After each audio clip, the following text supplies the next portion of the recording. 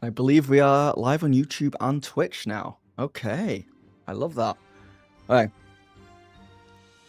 So today, we are going to be looking at these new updates on the Void for Daggerheart. I think this is like a secondary push from them because of the whole campaign 4 using D&D thing. So I think this is Daggerheart and Critical Role kind of saying, look, we're still doing a ton of stuff. Because this is a big release.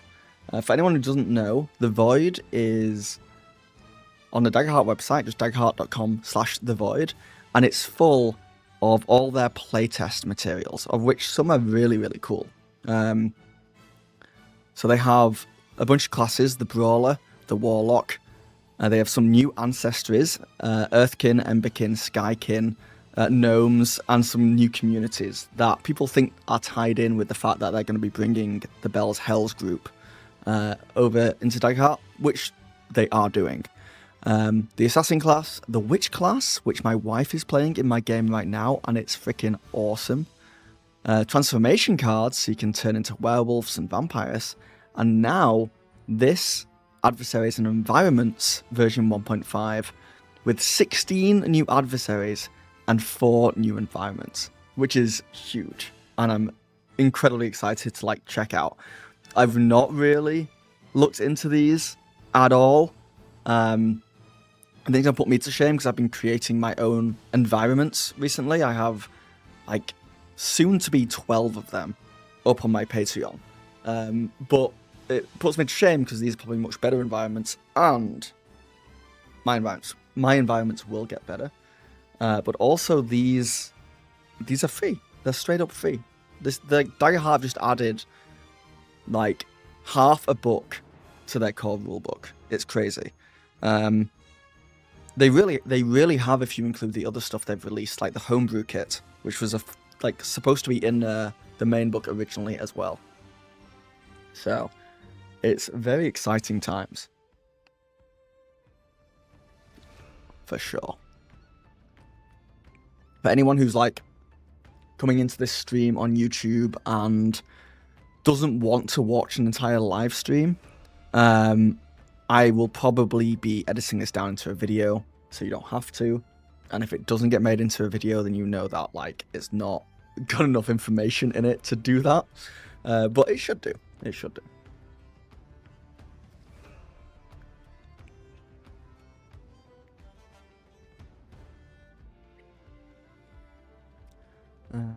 But yeah, I think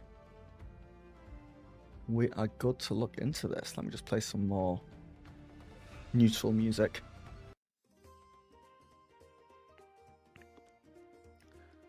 What's up, Orthling? What's the news? This 16 new adversaries and 4 new environments have official ones have been dropped.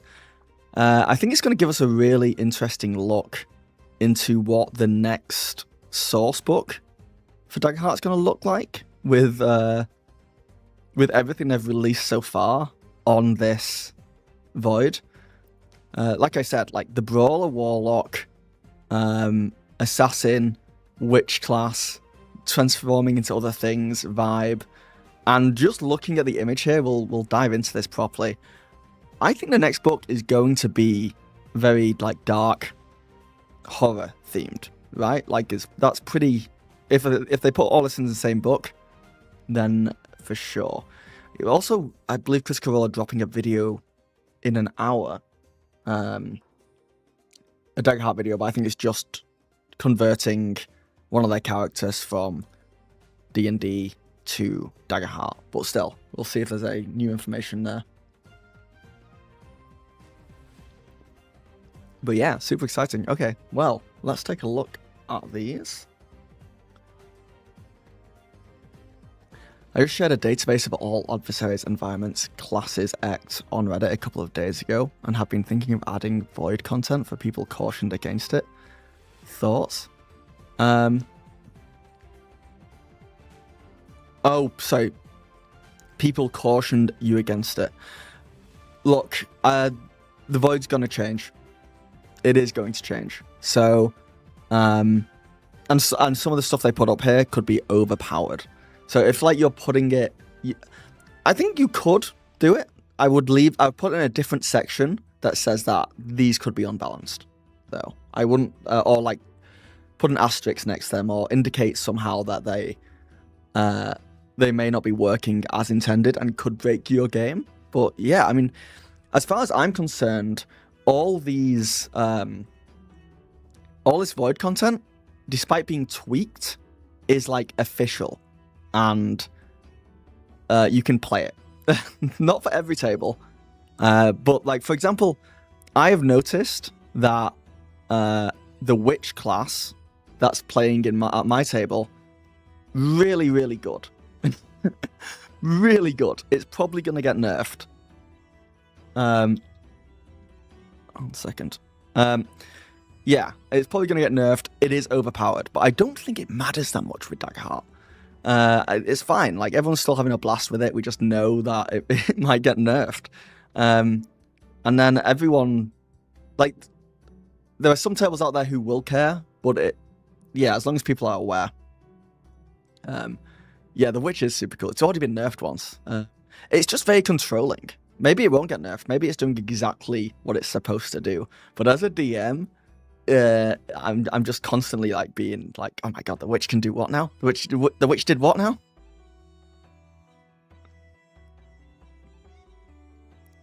Imagine if this comes out in time for Halloween as official content. Shattered Entertainment. I reckon you could be... Well, no, what am I saying? It takes them way long. They can't even make enough core rulebooks. So if this was like, going to be a physical release, there's no way. But if they were just going to drop it as like PDFs, they could do that, yeah. My question is, like, normally with playtest material, second, I've got Photoshop up still, and that's probably going to make my computer really slow. Close.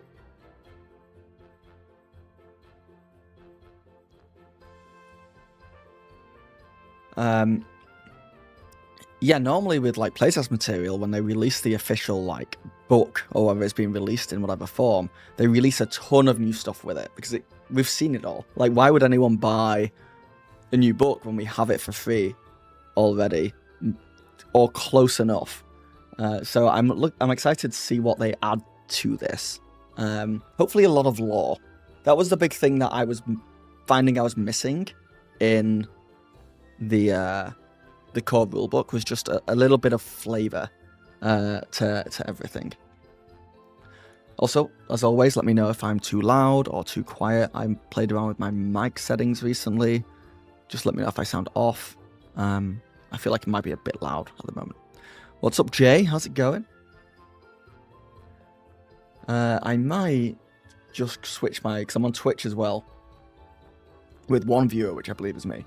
So I'm going to actually change. Apparently people are like, don't broadcast to the Daggerheart category, because everyone's still on the D&D category. So I might just change myself to D&D, even though we are not talking about D&D in the slightest. But there's 930 people watching the Dungeons and Dragons section on Twitch. And on the Daggerheart section, there's one, and it's me. So I'm going to switch to Dungeons & Dragons and see if that brings in any new folks.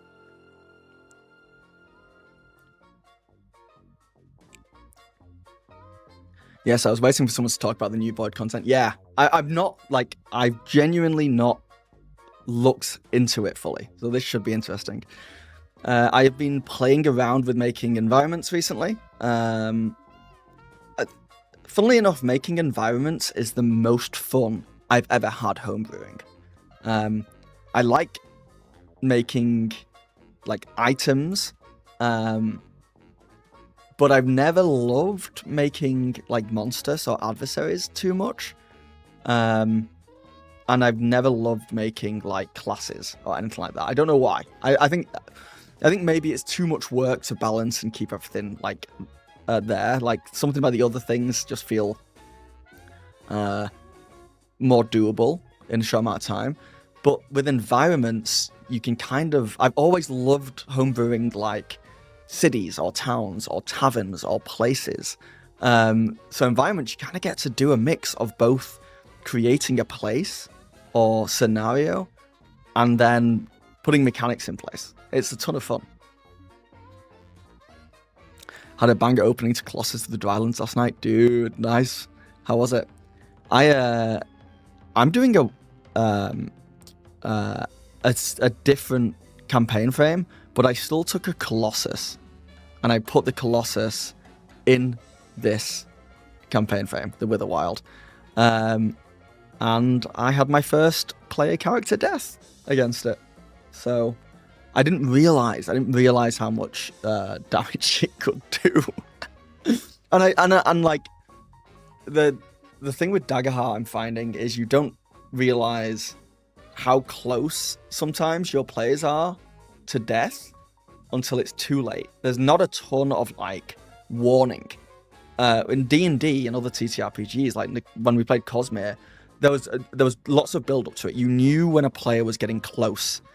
And then with saving throws and death moves, you knew there was like a barrier. You knew there was a safety net anyway, so you could be a little bit crazier. But with Daggerheart, if you chuck out a really heavy hit, it can wipe someone out. My camera's a little stuttery. Thank you, Dapper. We'll keep an eye on that. And Twitch is not coming through on this. Oh no, it is. It is. Good sir, lovely to see you. Thank you, Ringtail. How is it going? Witherwild Colossus sounds dope. Yeah, I took the normal Colossus. Within my Witherwild world, one of the players asked if he could have a small section of the map that was a wasteland, where the Witherwild, where the forest couldn't reach. So I was like, yeah, okay, we can have a little desert area, just a small one, in the corner, and I came up with this thing where the gods or the spirits could not travel there. It's like a godless area, and I've got ideas about why that is, and maybe the players could solve that. But that small area is like the Wild West there, and so it's got Colossus there. I will always try and merge campaign frames, I feel like. But yeah, the Colossi back. Yeah, I used the tier 2 one, the Dark to Die one, and the thing that got them was it can do this thing where it rolls over. It does a barrel roll and just attacks everyone, and yeah, it was oof. Age of Umber Colossus sounds insane. Yeah. Oh, there's so much homebrew that can happen in this game. That's like wild. I actually agree with you. I made a little environment the other day and I weirdly really enjoyed it too. Yeah, not only am I making the environment and enjoying it, but I'm also like, I'm going to use this probably a lot. Like, I'm probably going to... Like, I made a page of 4 environments that were just doors. Literally finished it today. It's going to go up on my Patreon. 4 doors. Like, one is a normal standard door. That's tier 1. Another one is a heavily secured vault door that if they fail to open it with fear, they set an alarm off that brings guards. Another one is a trapped door, a magically trapped door, where if they like fail to open that, a magical like damaging surge of energy comes at them. And another one is a puzzle door that they have to like solve a riddle to get through, like using a knowledge-based thing. And I'm like, oh, now I have 5 doors altogether, and I can literally just whenever they come to a door, I can pull out this door sheet and I can just get them to do one of these doors. Or, because what I'm scared of is that, like, encounters are so brief that you do need to be okay with taking them in the moment and changing it, like improvising and being inspired by them. Because you obviously can't do the same thing over and over and over again. But as like a starting point, as like, oh, there's a door in here, what should we do with this door? And you can just have a list of 20 doors. I'm going to get to that point with different things that happen when they roll against the doors.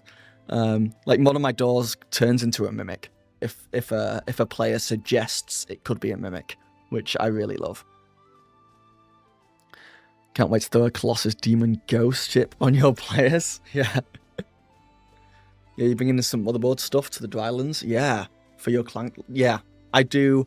I understand why they did it, and like, for everyone else, it's better this way, but for me and my brain, I do wish all the campaign frames were synced a little bit more to the point where they could exist in the same world, so you can just be like, okay, this corner of the map, this continent is really dark, grim dark, there's no light there, it's the Age of Umber one, and this one is like all Wild West, and they've got weird technology, and this one's all forest and with a wild kind of thing, and this one is like a political like area.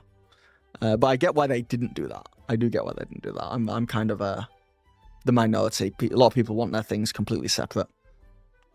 Because it does mean that, you know, people can show up in 5 banners burning with revolvers.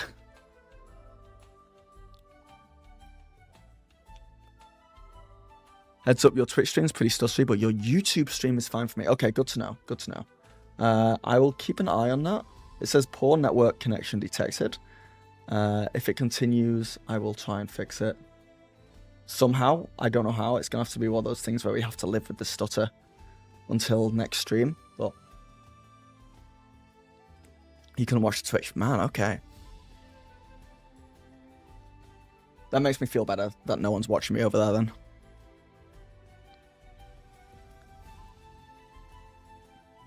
Even if they just had a spread that was like, here's how to tie them all together, it'd be nice. Yeah, well, a lot of the default maps that aren't tied into anywhere that you can print off all connect to each other. So I was like, secretly, what if all the campaign frame maps connected to each other? How cool would that be? But I get it. They couldn't have been as outlandish with them if they were all connected. Yeah, hopefully Twitch fixes itself. Maybe I'll stop streaming on Twitch for a second. Hopefully that does not affect my... How doesn't affect my YouTube stream? Right, I should be done on Twitch. And then I can maybe do it through here. The output is configured. Okay.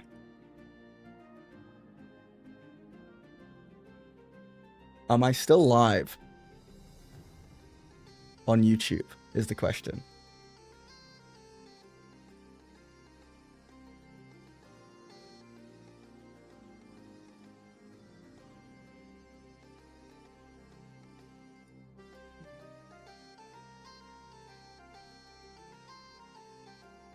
Oh no, what did I do? YouTube's fine. Twitch, okay, Twitch should be up and running again soon. And now it says my my stream is excellent, so we'll see how that goes. Alright.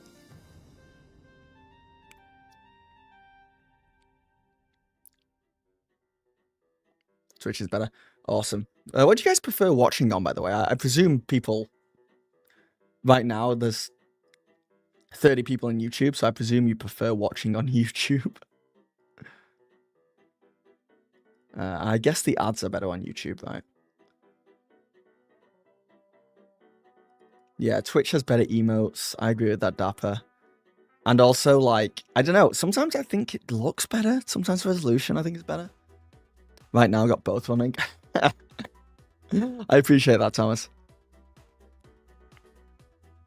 All right, let's actually look at some of these new updates, shall we? So.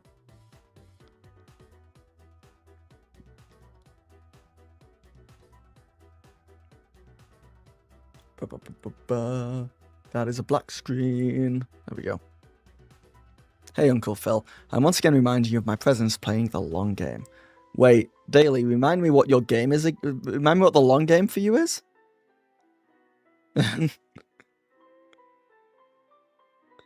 Usually YouTube, you're just on here 24/7. Do you normally watch live streams, Jay? Someone could make a campaign frame that allows for multi-dimensional travel. So yeah, Casey, I 100% agree. In fact, I might do that. Yeah, Radiant Citadel or Infinite Staircase style thing, or like a TARDIS.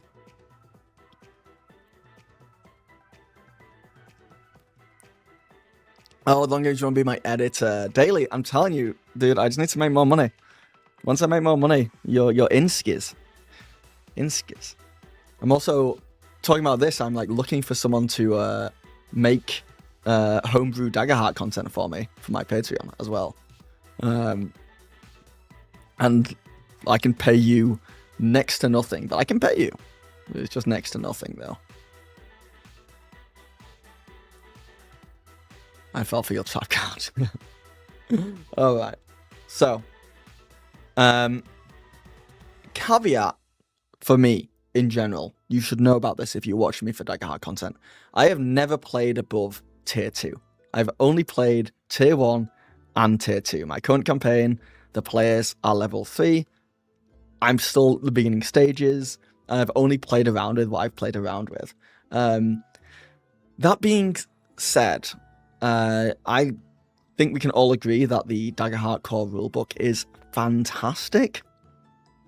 But the one thing I wish it had more of, apart from flavor text and lore, but doesn't really matter. But the one thing I do wish it had more of was a few different types of adversaries. They've got a lot of adversaries, but I still find myself, because tier 2 you're doing like level 2, 3, and 4. And the game itself kind of wants you to use multiple adversaries in one battle, often linked together. I think it's quite easy to run out of them. So I wish there were more adversaries, and I 100% wish there were more environments. Like, the amount of environments in the book is incredibly limited. So this is them giving it to us, I guess. Some of the higher tier enemies seem nuts.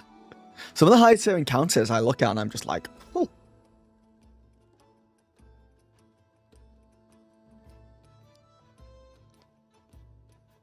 Oh, I'm baby. I've never made homebrew content. Reseat the 32 playable Zelda races you made for 5e, and the however many enemies I've made for my party to face over the last 5 years, and dungeons.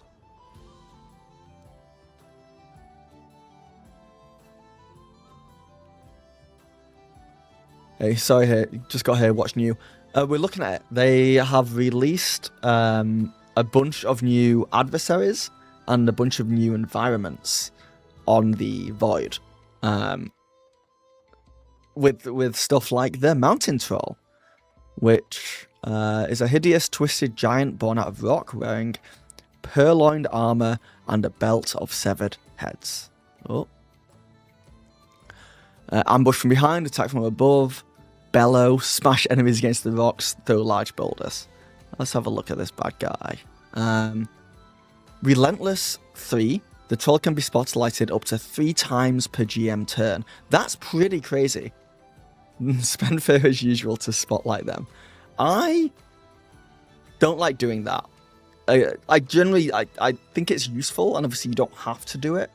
But whenever there's a relentless option, I tend not to use it because it feels like boring almost, and that I'm just wailing on my players. I'm going to spend another fear, I'm going to hit you. I'm going to spend another fear, I'm going to hit you.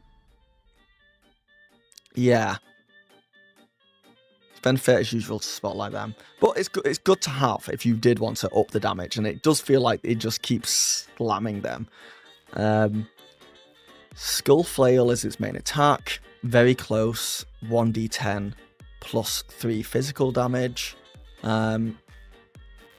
That feels like a heavy hit for tier 1, but also it's a solo, so it kind of makes sense.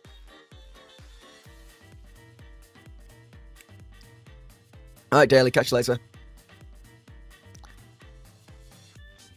Yeah, they also released an updated PDF of Daggerheart to correct mistakes. For a second, I thought they'd put these in the PDF, and I was like, what? They can do that? But no, they did not do that.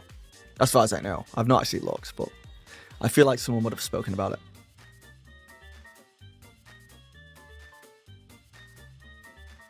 Am I on Instagram, by the way? I am. I think I'm bonus action still over there. Or I might have changed it to bonus reaction. I don't post too much. I've been playing around with it. I don't know what I wanted to do over on Instagram. I don't know if I want to treat it purely as like content, like shorts and things like that, or if I want to post just stuff about my life. But yeah, I'm definitely over there.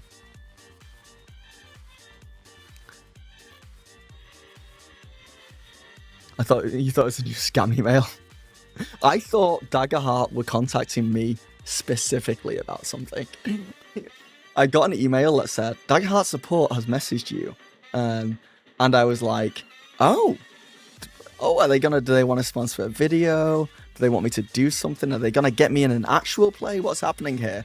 And I looked, and it was like, hey, the thing you bought from us. I was like, oh, I'm a customer. I get that. I get it. Fair enough. My ego got too big for a second, and you humbled me. Yeah, I was. It's finally happening. They recognize me. The new PDF is 10 pages smaller than the original because of some reformatting. That's crazy. Alright, so we can skip through this. Mountain Troll seems pretty solid. Just a big guy that hits things for tier 1. The Redcap Butcher, a halfling-sized fey feature who hacks their victims apart with a variety of cutting implements. Now this is just a solid idea for like a serial killer arc. Like in campaign 1. Like your players are all detectives and they're hunting a serial killer and it's the Redcap Butcher. I've been watching Dexter recently, so this is kind of perfect. Chop Happy, mark a stress to make a standard attack against up to 3 targets within range. For each target who marks HP, you gain a fear.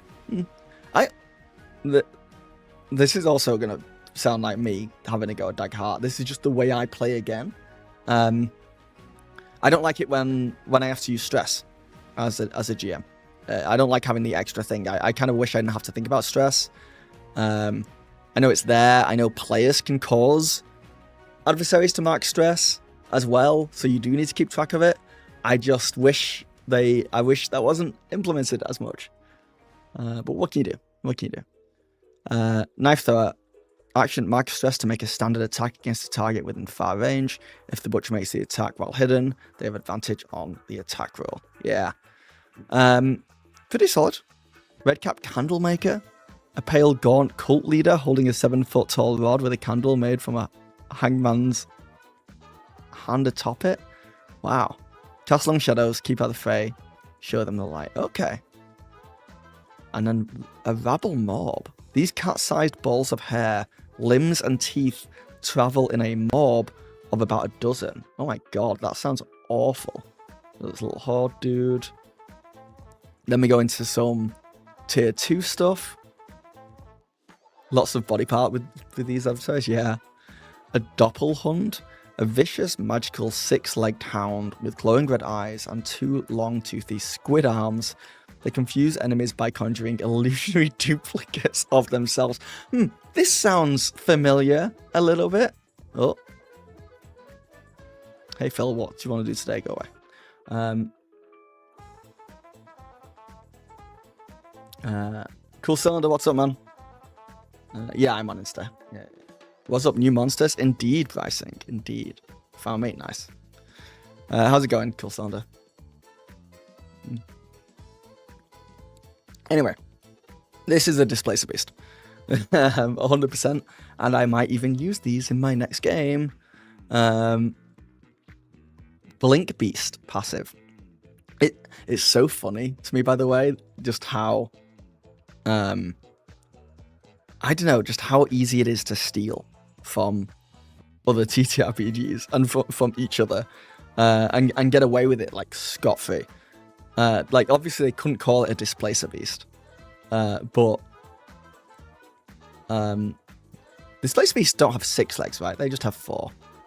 But with the squid arms coming out, and they confuse enemies by conjuring illusory duplicates themselves, it's so obviously stolen. I like it though. When combat begins, place a duplicate within close range of the Doppelhund.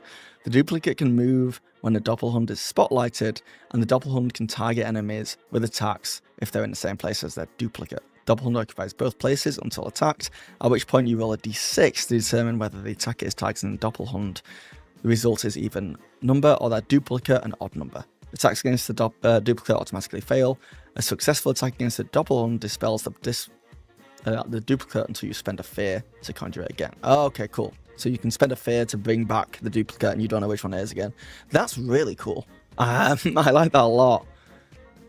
Double Lash. When a Doppelhund makes a standard attack, you can mark a stress to make an additional standard attack. And they have 5 stress. If both attacks target the same creature, combine the damage. Dude, this is a really good adversary.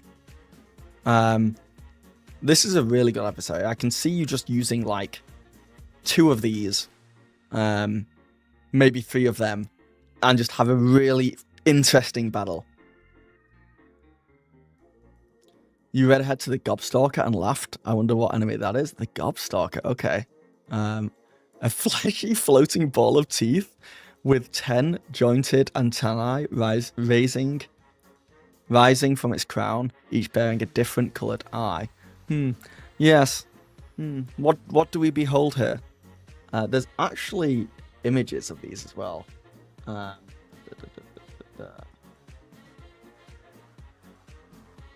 Right here. In fact, let me. So we can actually see. I guess is that this guy? Is this guy the what do you call it? The Gobstalker. I'm sorry, the Gobstalker is an awful name. Absolutely awful name, and I do not like it.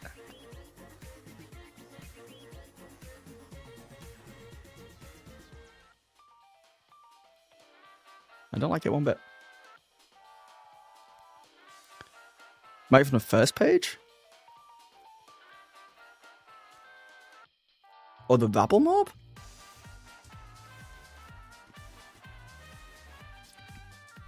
Oh yeah, so it's like a beholder. It's on antennae. Alright, interesting. So it is just a beholder, and it has the roll to attack.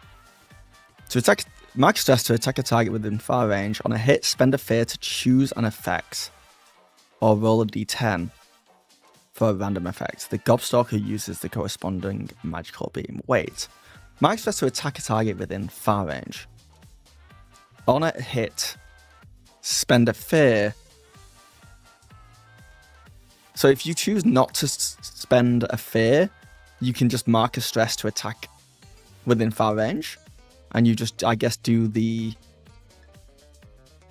Or, I guess to attack with the Eye Stalks, you have to mark a stress to attack. And then if you hit, you have to spend a fear to do one of these things. Oh, no, I am being an idiot, sorry. Mark a stress to attack a target, full stop, and you can either roll on here to do a random attack, or spend a fear to choose one. That's my bad. Dude, the battle box has been my favorite enemy in the core rulebook. So this is up there. Yeah, so you can either randomly roll for free or spend a fear to choose. Oh man, I'm going to be randomly rolling. That's so fun.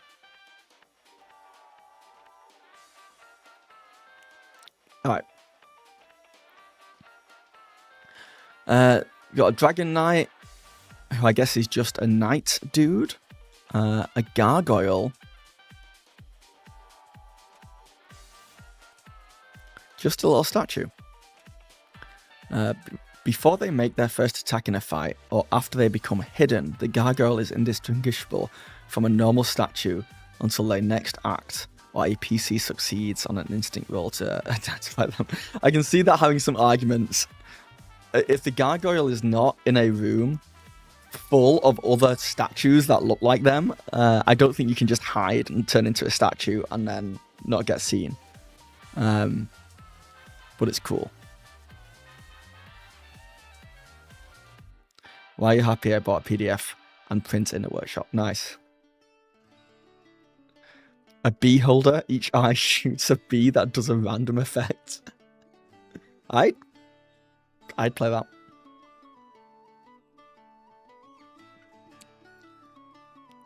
A chimera. With the 3 heads. Rending jaws, breath of fire, serpent strike, double claw. A lamplight beguiler.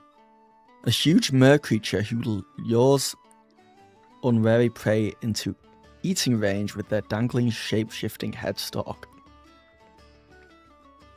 God, could you guys imagine being lured in by a dangling shape-shifting headstalk? A fell-mounted Shadow King. A Whisper Wraith. That sounds cool.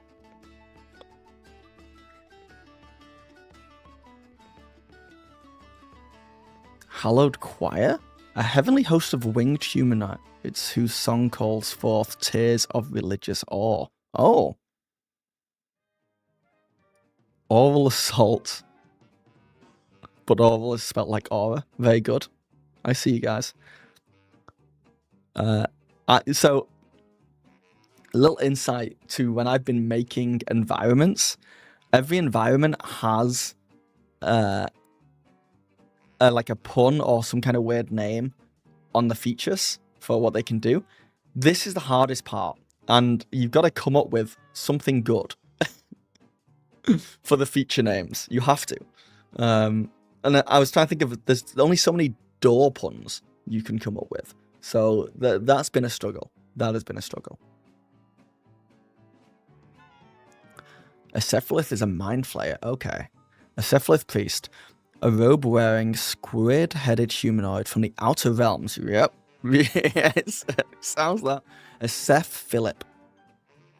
Attack the weak-minded, avoid melee, lord over, oppress. Oh yeah, it is. 100%. Psychic Blast, Cerebral Suction.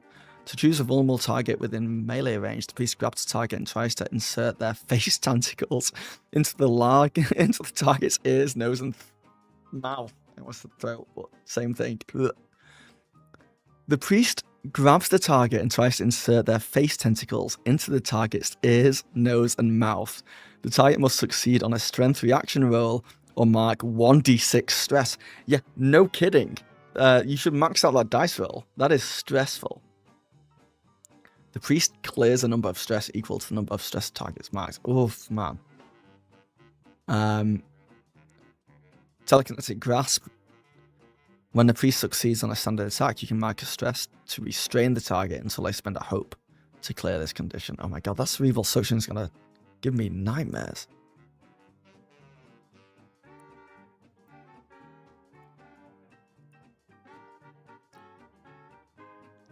An Owl Witch? A giant vengeful barn owl with 15-foot wingspan and a human face. Dude, I could use this.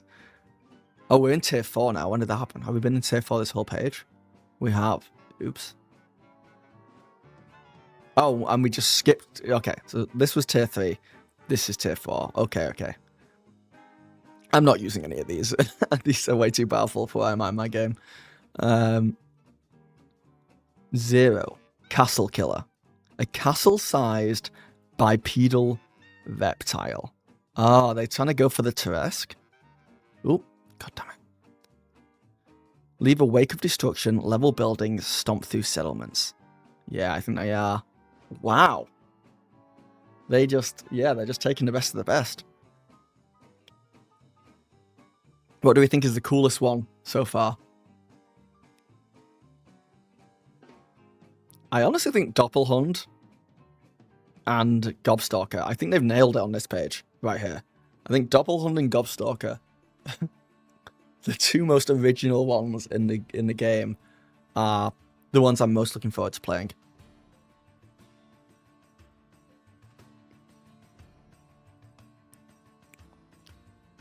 I think they'll 100% put these in their own books, not a hag, and they'll sell these 100%. Especially now that now that D&D stuff is all open commons license. Anybody can use it. Like, I don't think D&D has a leg to stand on if Daggerheart don't use actual names, and they just change stuff just enough, they can kind of get away with doing anything. The Owl Witch is cool, yeah. It's rather they put the Beholder in tier 2, yeah. And I'm finding that there's a little bit of an issue with the tiers. Like, for me, I love the tiers. I think they're really useful to think about it in that way. But you can have a party that is level 2 with, like, who have just got in there and their equipment is all still level 1.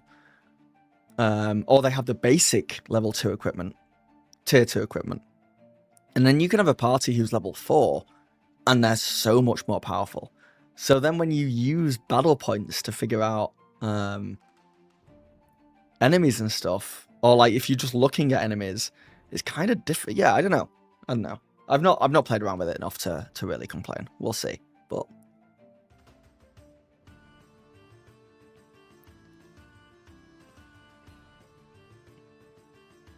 you're running a Colossus for a solo player, and why it's so fun. I used the Spend a Fear to start a bar fight, and it was the best TTRPG moment I've ever had. Nice. I spent a Fear in my last session to do nothing but change the vibe. And they're in, like I said, they're in like a desert, wasteland, Old West area, Colossus area in my game right now. And they were setting off for a long journey. And I had so much fear. And I was like, I'm just going to spend a Fear, and I'm going to make the sun really like hit hard. Like, I'm gonna make it, it's currently really hot, the sun is like shining in your eyes, you guys are sweating, you're uncomfortable, and that's all it did. I just made it a very hot, uncomfortable day. But I think it just like lent itself so much to the players being like, okay, well, I get my cowboy hat and I shade my eyes from it and I move forward, and like it just kind of set the scene a lot more, and that I spent a Fear for it, which I don't know, it was fun. I'll look at Zero and think about it for 2 seconds. Look at, is he not the Teresk? Zero Castle Killer, castle-sized bipedal reptile. Oh, is it Godzilla? Wait, I've not looked at this properly, but I see radioactive breath. Spend a Fear to have Zero charge up a nuclear beam and place a token on the stat block. The next time Zero takes the spotlight, you can spend this token and unleash the beam. Oh, it's Solar Beam from Pokemon. Draw a line with a close range width from 0 to the edge of the battlefield.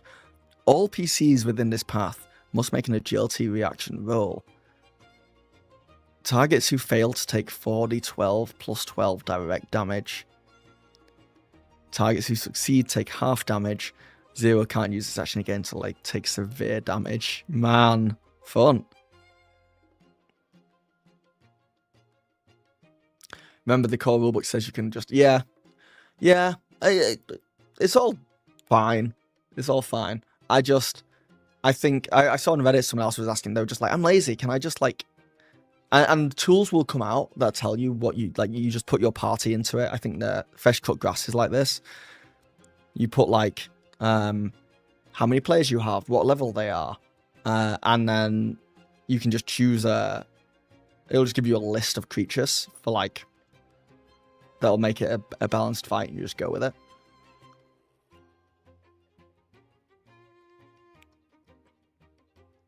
But yeah.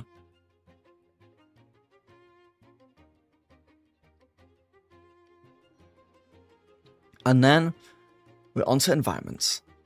A Grand Feast is their tier 1 social environment.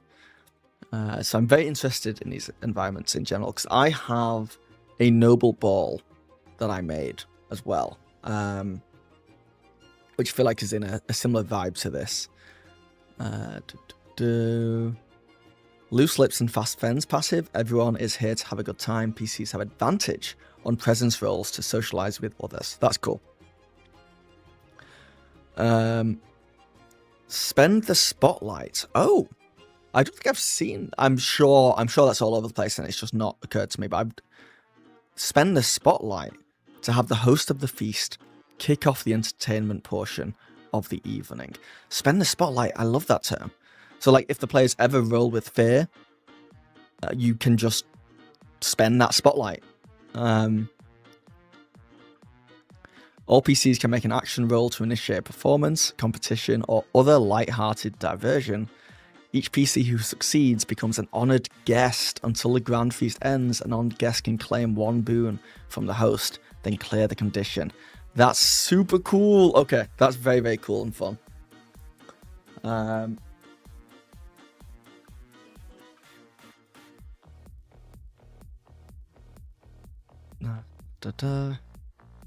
Tier 2 is a heist. This makes absolute sense.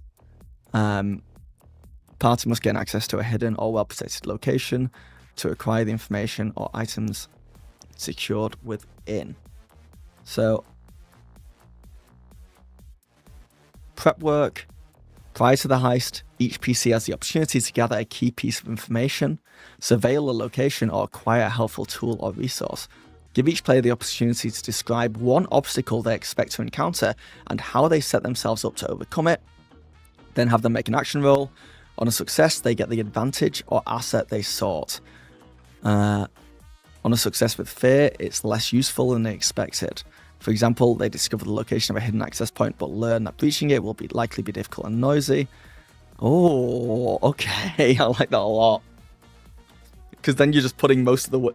Like, the players are not only deciding what they're doing completely before the heist, but they're kind of also deciding what obstacles are going to show up in the heist and how difficult they are to get through. The players don't have to do much with that. It's great. My neck is done today. Absolutely done. Past few days is beginning worse, and now I've got the Batman neck. You know, I have to look around like this. Kind of a pain. Yeah, the heist, I'm all for. Infiltration, establish the goal of the heist and start 2 dynamic countdowns. A progress countdown to represent the party's work towards the goal, and a consequence countdown to represent the rising risk of discovery and capture. Advance both according to the dynamic countdown advancement table as the PCs make action rolls to complete the heist. If the progress countdown triggers first, spotlight this environment to use the exfiltration feature, which is when the progress countdown triggers, the party acquires the objects of the heist and must succeed on a group action roll to escape without being caught. That's cool. That is very, very cool. If the consequence countdown triggers first, gain 1d4 fear, spotlight the environment, and use the sound alarm feature. God damn it! This is why the game licensor on Daggerheart is so strict. I literally wrote an encounter today for a security vault door that has a sound the alarm reaction. Sound the alarm reaction. When the consequence countdown triggers, the party is discovered and the location enters high alert. Immediately summon a number of tier 2 adversaries equal to the number of PCs in the scene and spotlight 1. While this environment is on high alert, all adversaries gain a +1 bonus to their difficulty. Oh, okay. God, I think this might total party kill some tables.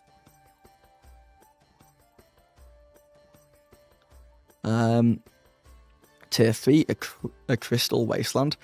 Ooh. There's something going on with the tiers in the books as well. Once you get to tier 3 and tier 4, all the... Oh, my camera's gone. Oh no. Hold on.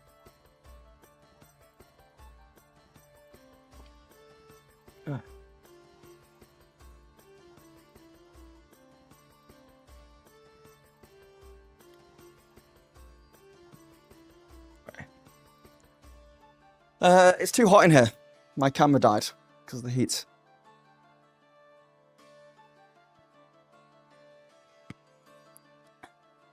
Terrible stuff. I should be able to get that up on here as well. That'll do. That will do. What? But it's not even that hot. It's hot in here. My room is a sauna. Open my window more. You don't know what it's like in here, Rain. It's so hot all the time. Like, I think the sun's reflecting off the glass as well. It's a whole thing. It's a whole thing.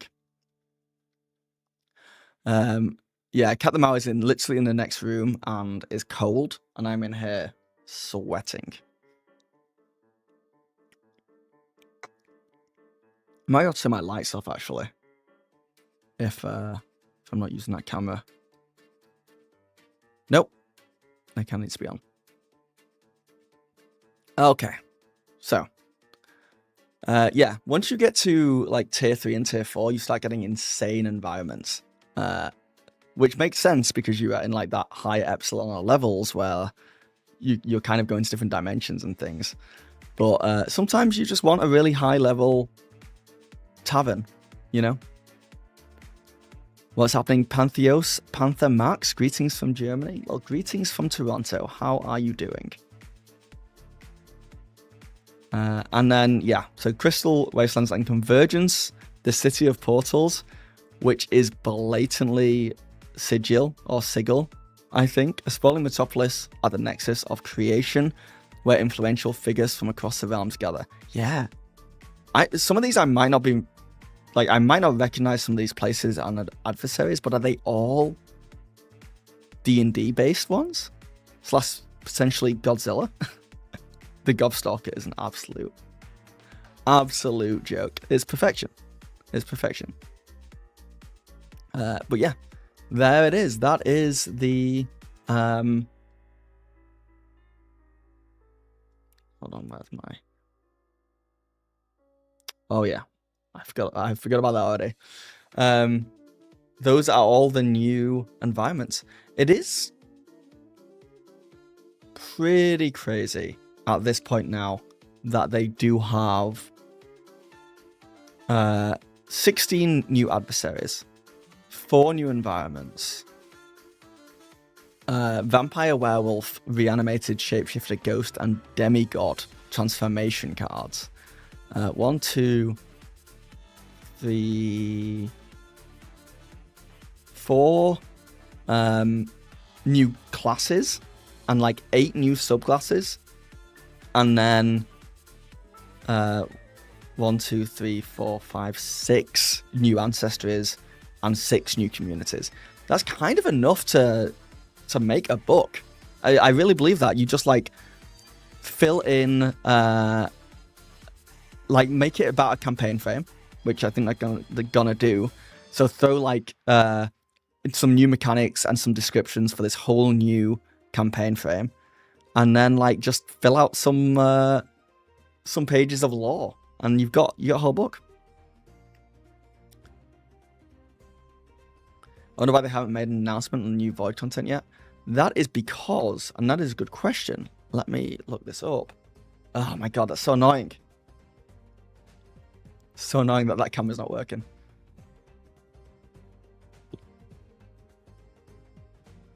It's like I'm touching your... What is that? Camera's got... I'm sorry, guys. It's the world we live in now. It's the world we live in. Oh, it's the light. It is the light. Okay. 2 seconds.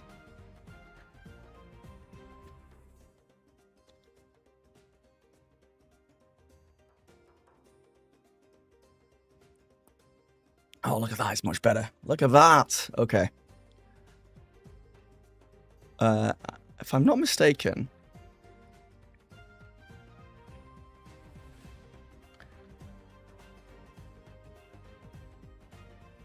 Is there a new Critical Role video?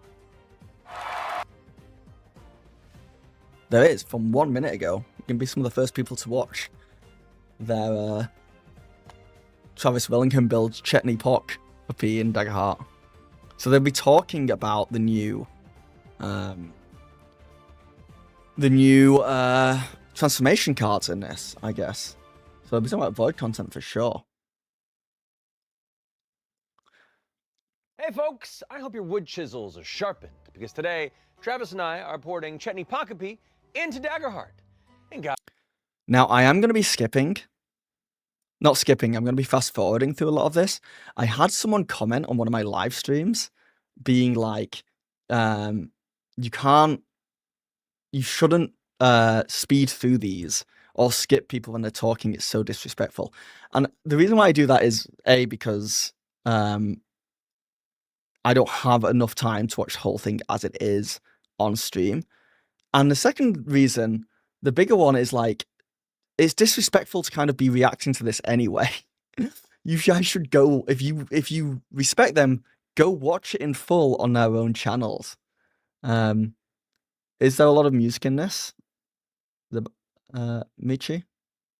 Been happening to people? Yeah, I've been getting hit by their music, but YouTube also has the ability to mute the music. So the people complaining about this are, I think, being lazy. And if I get strikes, it's fine. I'm using their content, right? It's not my right to be able to profit off them. It's not just music anymore. We'll see. I mean, I use Critical Role actual plays all the time, and I've never been struck except for music. Like the film reviews are going to get. Oh, we'll see. We will see. gosh, it seems just like yesterday. You and I were building out Bertrand Bell, and like, I have no doubt the music will get me here, for sure. Movie trailers. If you show clips from movie trailers and stuff on movies that haven't been out, like, yeah, you get hit by them. What's happening, Silence? you know, during the Daggerheart beta. And Yeah. remember that? Yeah, Bertrand, that was so. Okay. Well, I guess let's go to some options. I guess and kind of figure out what we're building this on. But that won't be necessary, Matthew, beautiful hair Mercer. I know exactly how I want to do this. I've been looking through the Void, which I know we've been brewing up some amazing content in there, and I think there are some killer See, I knew that would talk about the Void instantly. options to rock for Chetney. Most importantly, the Bloodhunter class. Indeed. So this was one of our custom homebrew classes from previous campaigns.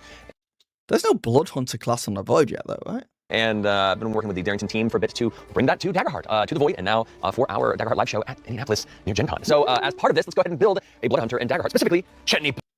And imagine Techno screaming Phil. Yeah. Your Daggerheart character is all Void. I love that. What are you playing, Michi? Pokapi. So I'm going to go ahead and pass you over the Bloodhunter character sheet, Travis, if you Oh, don't mind. yes. But the Bloodhunter It's there. It's character. coming soon to Daggerheart.com, the Void Bloodhunter class and Blood Domain. So that is going to be fun. So they're going to be dropping something new again very soon. Wow.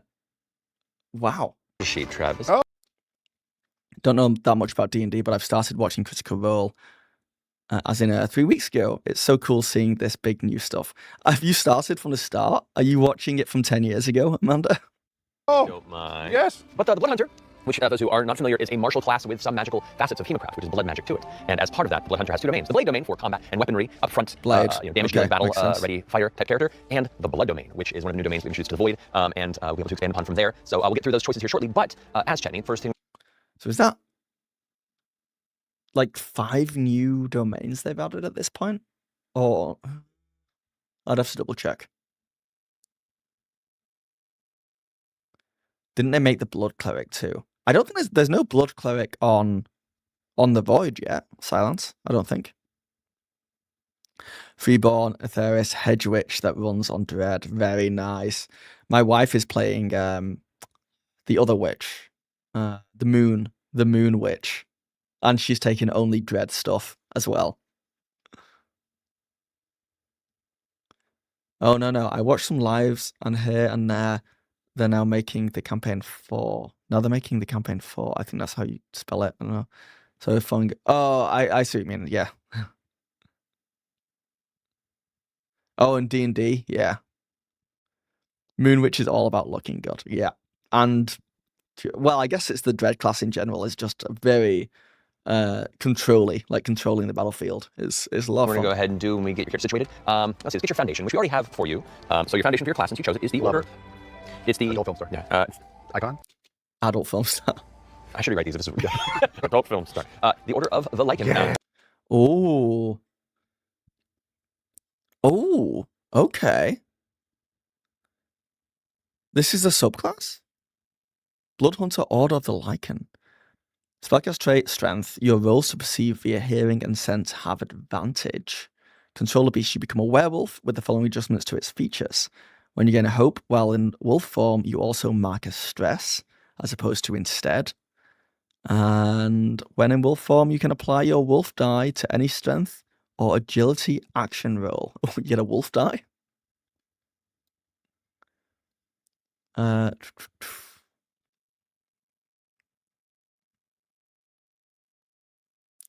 Considering you at the stream that went to 1.2k subscribers, huge congrats for getting close to 3k. Dude, the Daggerheart community have been so kind to this new channel. So kind. It's like, it's a mix of me being really surprised at how fast it's growing and it feeling slow because because I've got my other channel, I want them to compete with each other. But right now I want to change the thing. JXCE, what's going on? You're shocked it's not titled Respect the Alpha. Ooh. Something else we've been toying with for Void content are some sort of like burdens and various curses or magical changes that can happen to your character outside of your heritage. One of which is the werewolf, which normally you only acquire in the game through, acquiring lycanthropy through a campaign. The GM decides so to this is on the void right now, the werewolf campaign and other circumstances we discussed about, but with the Order of the Lichen, you just get it off the bat. Get it off the bat, baby. Werewolves generally have they're powerful, but have some major detriments. You have a little more control over it as an Order of the Lichen werewolf. So that's your foundation. A little chaos. I love it. I feel so special, right? Right. So you can just become a werewolf without this subclass. But there's like major downsides on it.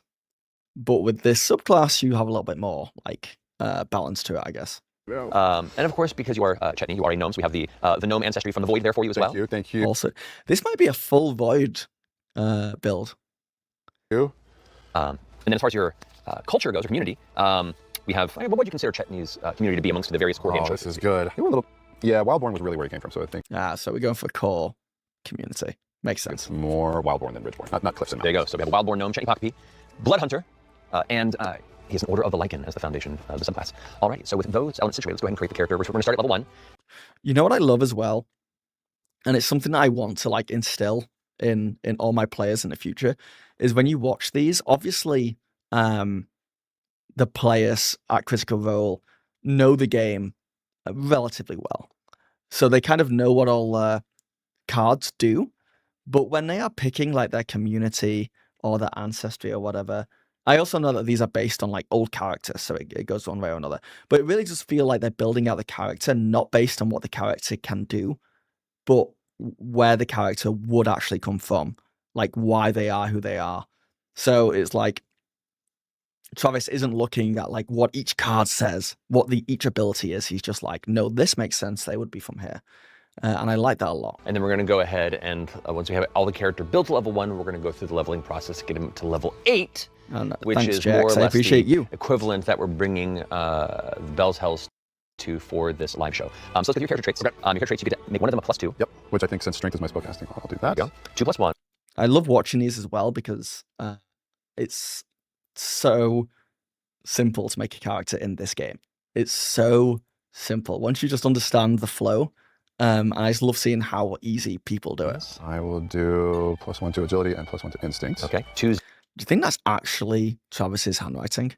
zeros. I'll do that for knowledge and finesse and a -1 on presence. A little different from my other build. He was the smartest person in the group in Bell's Hells, but I'm getting rid of that part. All right, getting marked your evasion starts at 9. There. Cool. And with the evasion traits done, now we move into your equipment. Now I built some sheets here, kind of be the conversions of Chetney's main equipment into Daggerheart. Oh. So we have Turmoil, which you received from your dearly departed patron from earlier in the campaign. If you don't feel like using your scythe as your primary, you can go ahead and have in your backup your wood chisel. My trusty wood chisel, my go-to, my A1. Exactly. Always on my person, you betcha. So you have that as an inventory weapon down there for yourself if you want to mark it. And then you have your woodworking mallet, which you had at the beginning of the campaign on your offhand. That's ostensibly my shield as well. Yes. Beautiful. So you can decide to either wield Turmoil, or if you want to swap weapons for stress, you could move over to those set up there. Stress.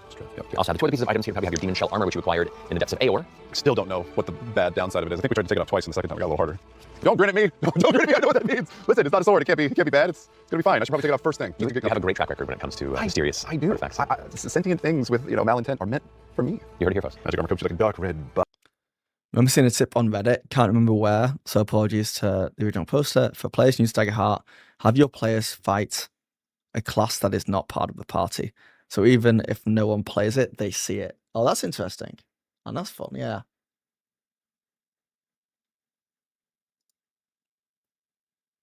Body suit, ruddy scales, and looks fucking boss. It's got its threshold. Base threshold 14 and 34. Yeah. Yeah, baby. It's 8th level. Wow. Don't forget to add your level to your thresholds too. So it's going to be 15 and 55. Because you even get that at the first, right? Correct. Well, I have one final item to give you. The classic Butcher's Bib. Bib. Butcher's bib. Oh, I love this item. All right, so that we have your weapons and armor, domains and experiences are the last two things that we really want to lock in for this. You start with 2 experiences that are +2, or will be 2 experiences that we think would define earlier Chetney pocket feet that you could add to various roles. I'm going to say, that's poorly made. It's pretty solid. And then, I remember your mom. I'm excited to see how these experiences apply. Even if it's not true, it makes people go, wait, what? No, that's why I'm excited. Great. So other facets from we can, as we're leveling up process, even flesh that out further. Awesome. So now we get to go into choosing domain cards. As a level 1 character, you can choose 2 domain cards from your 2 domains. You have 6 to choose from. From the Blade domain, you have 3 that you can choose from. Okay. And from the Blood domain, you have 3 to choose from as well. Oh, show me the blood domain. Power through pain. When you have at least 1 hit point marked, gain a +1 to your attack rolls? Really? You also get a bonus to your damage rolls equal to the number of hit points you have marked? Whoa. Grand psychometry! When inspecting objects or location, you can make a spellcast roll. On a success, you have a vision that imparts knowledge of any dark or violent history surrounding the object or location. That's really, really freaking cool. On a success with hope, you can also ask the GM a question based on the information you get from the vision to gain more insight. That's really, really cool. Amazing. When inspecting, yes, I mean, I have to. That's just a must, and I will take power through pain. All right. Got it. So these guys are going back. Got it. Thank you very kindly. Wait, what was it? Power through pain. Oh, sorry. When you have at least 1 hit point marked, you gain a +1 bonus to your attack rolls. You also gain a bonus to your damage rolls equal. Yep, All that's right. very cool. Yeah, so these guys are going back. Got it. Thank you very kindly. Both from the blood domain. I'm a terrible person. No, you're behind. Yeah, I know. Alrighty, so with those domains chosen, your experiences finalized, we can go ahead and start getting you leveled up proper. Real fast, I'm going to go ahead and just give you guys an overview now that you can understand what the blood domain's about. The blood domain represents chemocraft magic that affects the health and the bodies of the self and other living beings and possibly non-living beings through your own blood. So whereas some magic is bombastic and flashy, blood magic is subtle and extremely dangerous. You want to accelerate the adrenaline within your body. Do you want to lock foes with cursed, poisonous blood moments? Do you want to eject blood from your body like a tether or a spear? Do you want to... Oh, yeah, that all would these be things. cool. Blood magic is a... There's a character in the Boys spin-off, Gen. Is it Gen V? Is that the name of the show? Who fundamentally uses blood magic. visceral, literally, thing, and this domain very much kind of represents a lot of the capabilities within that space. So Blood Hunter's blood domain can be a little more, in Daggerheart, a little more wild with how they utilize that teamcraft. Oh, stop it, Which is you. fun. So to that point, let's go ahead and get you some leveling up here. So let's go to your secondary sheet Yep, underneath. got it. And start getting you leveled up. So you're hitting your tier, your second tier. So you get an additional experience, a +2, so you get another experience for Chetney. Oh, and I bumped this to 2, which means the minor and major also go up. Correct. Also get to add +1 to your proficiency. No, that's right. Your damage dice. I am going to gain 1 bonus to my evasion right off the bat. Awesome. At 10, and I'm going to get a +1 to 2 unmarked character slots. I'm going to lift Show me the strength cards. and agility. Of either blood or blade. So, both gain 3 hope. Soldier Bond's pretty good. Pulse manipulation. These names are great. I have to take Pulse that. manipulation. But it will just be all blood cards. Here, not yet. I'm gonna remember that. Okay, take a Soldier's Bond. Okay, let's go ahead and go +3. Level 3, erasing the 2 for 3. Upgrading. I am the one I wanted before. Give me the nope. Pulse manipulation. Yep, that's the one I. There it is, pulse manipulation. Make a spellcast roll against a target you are touching. If you cast this on a willing target, you automatically succeed. On a success, mark a stress and choose one of the following effects. You calm the target from a heightened state of anxiety, they clear a stress. You spike the target's adrenaline, they mark a stress. On a success with hope, they mark 2 stress. That's The really one from cool. before. I'm sure there's nothing Okay. else that's gonna catch my guy. Damn it! Brand of castigation. Blood puppet. Fucking come on. Yeah, I'm gonna take get back up because it's cheap. Yeah. Okay. There you go. Think about my vault now. Think about my vault. That's what you got to do. Okay. All right. You want it to 4? Number 4 now. The last of this tier. Okay, I'm gonna add a hit point Jumps the cards. because I like to get hit. Deadly focus next. Grizzly harpoon. Fuck yeah. Grizzly Harpoon. Make a spellcast roll against a target within far range. On a success, mark a stress and spear them with a magical blood tether as they take 3d8 magic damage and are pulled directly towards you into melee range. If the target is a large adversary or object, you deal damage and instead pulled into melee range with them. Oh my god, you're Venom but with blood. That's very cool. Get in my loadout. It's a very Chetney move. All right, cool. That completes. Yeah, your get over here tier 2. indeed. So now we're up to tier 3. Tier 3, level 5 single. Do I add another proficiency? You add another proficiency of +2. 1. I'll add the experience orm. Correct. +1, or I could multi-class, but I don't want to do. Or you can one of them to also upgrade your sub.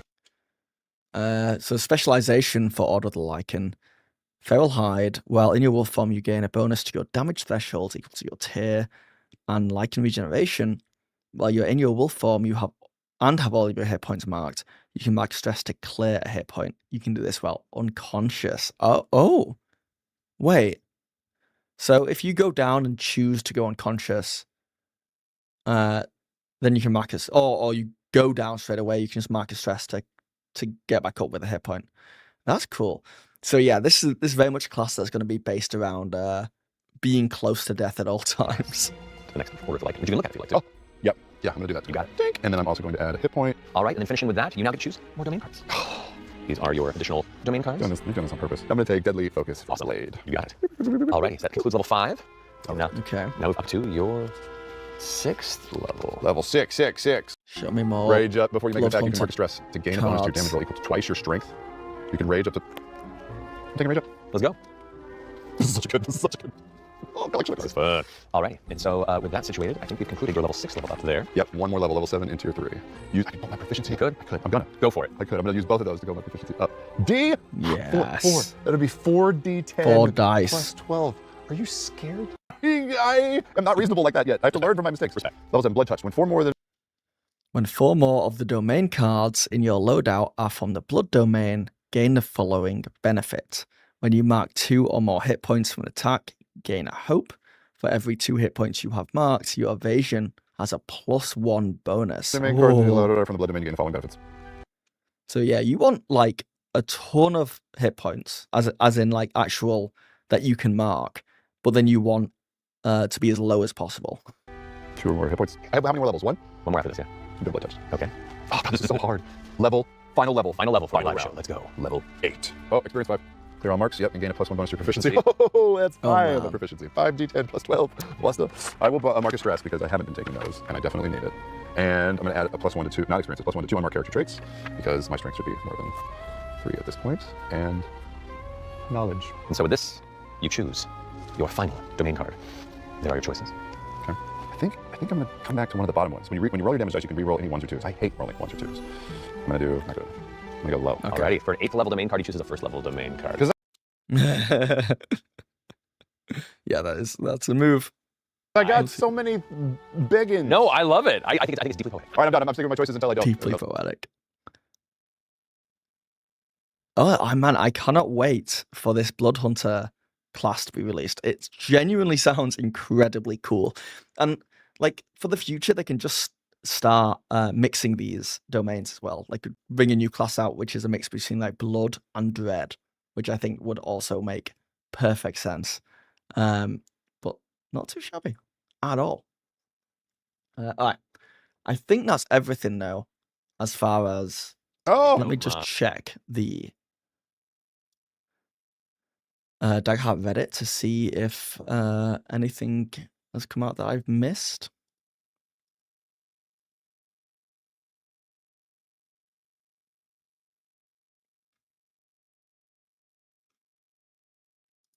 But I don't think so.